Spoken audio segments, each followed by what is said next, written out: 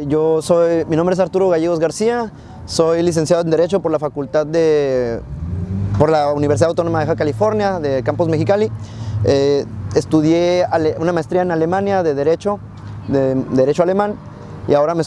encuentro haciendo mi doctorado en el campo del constitucionalismo, más concreto en lo que es el tema, los mecanismos de control y corrección fuera del Parlamento hacia el Ejecutivo. Me desempeño ahora como catedrático en la universidad donde hago mi doctorado. Llevo un curso de constitucionalismo español y la pregunta de Cataluña. Asimismo, también estoy dando clases de alemán para refugiados y de español para alemanes. Y esos son ahorita mis campos laborales y de estudio, ¿no? Okay. Hablando del constitucionalismo, ¿qué significa el constitucionalismo brevemente? Pues el constitucionalismo lo podemos resumir rápidamente así en el estudio y del desarrollo histórico y de la estructura y de los principios que tiene cualquier constitución de cualquier país. En el caso de México tenemos una constitución vigente, que es la del 1917, y no se limita al constitucionalismo mexicano obviamente a esta constitución, sino que también recoge el estudio de todos los documentos que, sin ser constituciones o siendo constituciones que nunca fueron leyes positivas, que nunca entraron en vigor, recogen de todas maneras principios o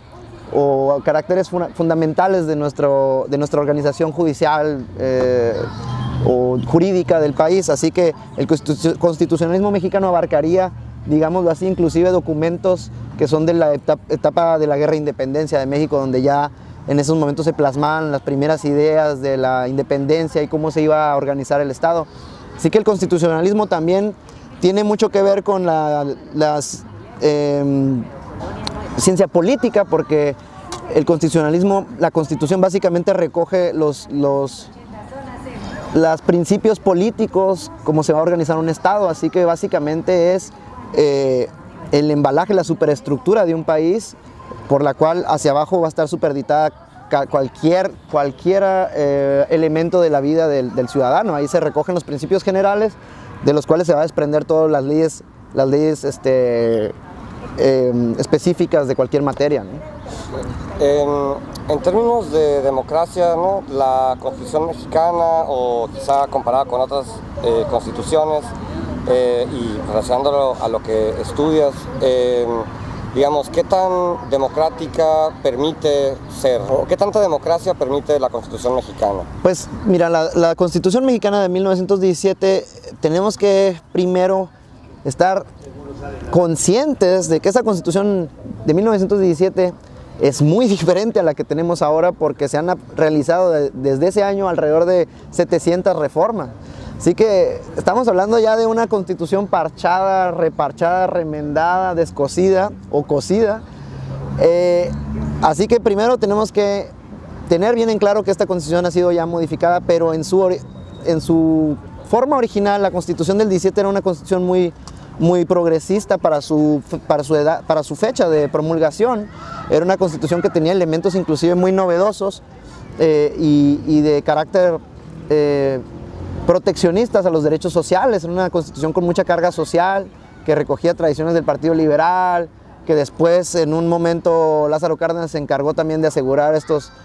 derechos sociales, y que ha tenido, digamos, avances y retrocesos. En algún momento la Constitución bajo Lázaro Cárdenas inclusive tuvo en su artículo 3 que la educación debería ser de carácter socialista, ¿no? O sea, hubo un avance después del 1917, pero luego hubo un retroceso donde se quitó esto y se quitaron otros muchos más preceptos. Así que estamos hablando de una Constitución que per se ofrece muchas libertades, muchas garantías de respeto a los derechos, pero que en la práctica, como lo comentábamos, se ha tergiversado y se ha cambiado el espíritu del legislador. Se ha tratado bajo un esquema legaloide, de hacer uso de los preceptos de la Constitución para restringir, limitar o por completo arrebatar derechos que se habían otorgado, sobre todo a la clase trabajadora, por el constituyente de 1917, que en sí el constituyente de 1917 también fue una lucha, no fue algo que se sentaron y ya estamos todos de acuerdo, sino que también fue una lucha entre grupos políticos, unos más liberales, otros más conservadores, y lo que resultó fue esta Constitución, que fue tan liberal que ahora estos gobiernos modernos principalmente neoliberales, los han tratado de revertir. O sea, les quedó tan liberal la Constitución del 27 que estos gobiernos han tenido que estar peleando contra los preceptos de esta Constitución y remendándolos y modificándolos hasta el punto de promulgar leyes totalmente antipopulares, como la ley del trabajo, la ley de seguridad interior, etcétera, para combatir lo que en realidad la Constitución del 17 permitía u ofrecía. Ahora, en comparación con otras constituciones, como por ejemplo en el caso de Alemania o constituciones que llamaríamos así muy avanzadas de Europa, entre comillas, pues la Constitución mexicana, sigo yo en mi postura de que tampoco palidece de una manera grande. Cierto es que estos gobiernos, estos sistemas europeos tienen un mayor respeto, digamos, a su propia legalidad, su clase dirigente se autorrespeta más el marco legal y se cuida más en las formas de no transgiversar, de no hacer un uso tan transvestizado, digamos, de la Constitución. Hay un uso erróneo, pero con la conciencia de hacerlo erróneo. No es un uso muy racional que le dan a la Constitución. No están atendiendo nada más a interpretaciones legales, sino que estas interpretaciones legales tienen un trasfondo político. Y en ese sentido, Suiza y Alemania y otros países que diríamos progresistas o avanzados de Europa, como Suecia, los países nórdicos, Noruega, Dinamarca, carecen de este espíritu tan perverso o en ese grado de perversidad del que a veces nos enfrentamos en México. No quiere decir esto que sus constituciones necesariamente sean más avanzadas o no tan avanzadas en respecto a la mexicana, pero sí que los gobiernos y sus sistemas políticos son un poco más maduros o más respetuosos de la misma. Pero de todas maneras tenemos algunos conceptos que sí son diferentes y que sí implican una influencia positiva en la vida de estas sociedades. Por ejemplo, en el caso de la Confederación Suiza, tenemos la figura de la democracia directa como un rector principal de la vida pública. Por ejemplo, en la Confederación Suiza es obligatorio para modificar la Constitución, no solo que todos los cantones estén de acuerdo, como sería aquí el caso de México, que después de aprobada la enmienda constitucional pase a los congresos locales para ser aprobada por la mayoría, sino que también es necesario el referéndum, ¿sí? El referéndum nacional para que una ley pueda ser admitida, debrogada, cambiada, modificada, etc. Así que en Suiza sí tenemos una diferencia fundamental con la inclusión de la participación ciudadana en una forma mucho más fuerte que en el sistema mexicano, porque en el sistema mexicano, en la Constitución, ciertamente existe la figura del referéndum, plebiscito, etcétera, pero no están reguladas, no están reglamentadas, y es necesario, al menos en el plano federal, que esto empiece a caminar, que se asiente un precedente, porque de no serlo así va a ser letra muerta.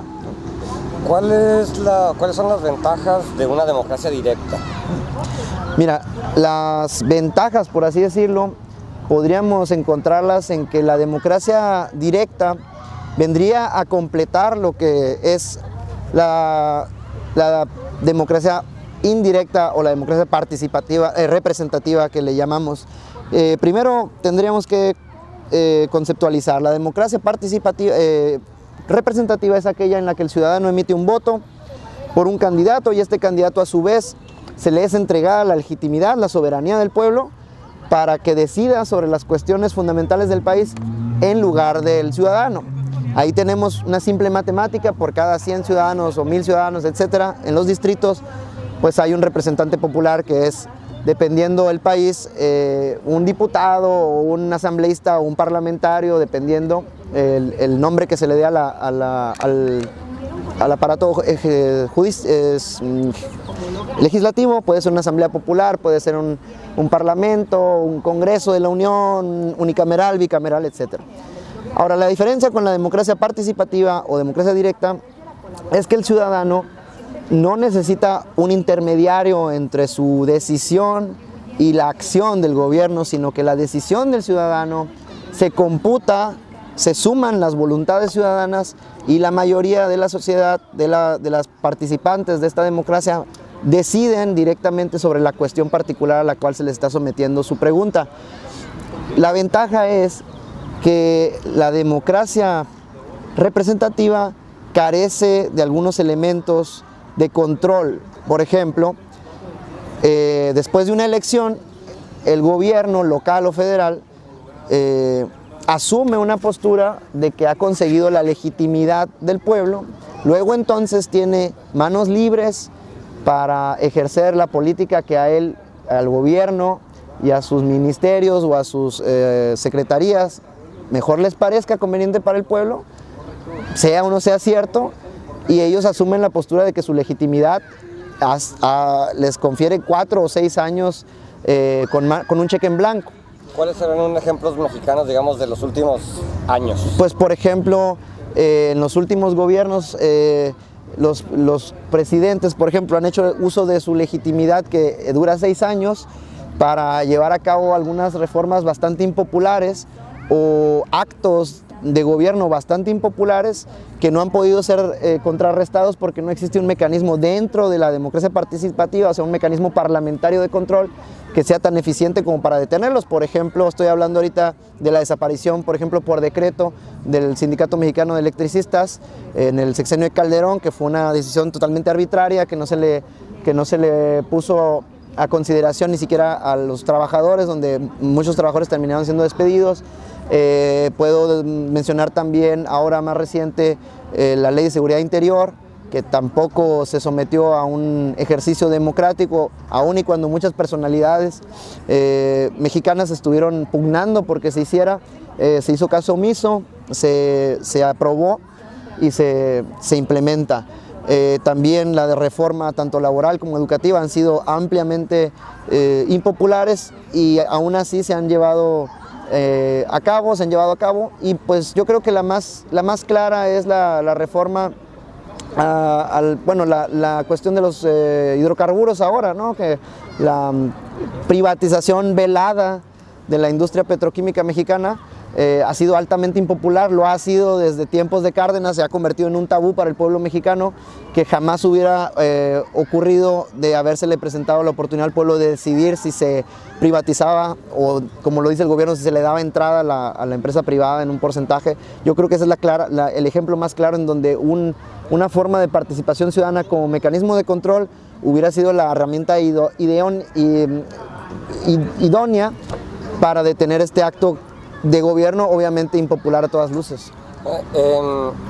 Los gobiernos neoliberales, como dices, o estas reglas neoliberales, hablan de que como de una tecnocracia, ¿no? O sea, la gente no puede participar porque no sabe. Digamos, ¿qué postura, qué opinión te merece eso? Y también, quizá, estás hablando a nivel nacional, creo que esto se puede bajar al Estado también, pero si puedes dar ejemplos del Estado, pues mejor. Sí, mira, hay claramente dos grandes críticas que se le hacen a la democracia participativa, democracia directa, teóricamente hablando. Una es de carácter logístico, que es mucho más fácil de debatir, mucho más fácil de redebatir, y la otra es de carácter esencial, de la eficacia que tiene la democracia directa. Este último contraargumento es un poco más difícil de redebatir, pero sigue siendo fácil de destruir. Vamos con el primero, el de la logística, que es el que más se esgrima, y tiene que ver con dos vertientes. Una, la logística organizativa de una democracia participativa directa, y la otra es la económica. En la parte de logística administrativa se dice que la democracia directa es difícil de instaurar, difícil de administrar, difícil de llevar a cabo, porque requiere de mucha preparación, requiere de boletaje, ¿no? De una pregunta aparte, de que necesitas que el ciudadano se le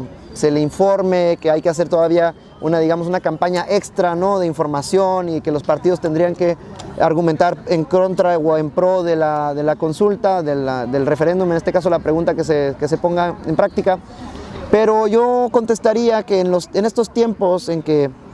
tenemos aplicaciones por las cuales nosotros por medio del celular movemos millones de dólares, bueno, nosotros no, pero algunas personas mueven con la huella dactilar en su teléfono inteligente, tienen acceso a su cuenta de banco para hacer pagos multimillonarios y mover acciones de un país a otro,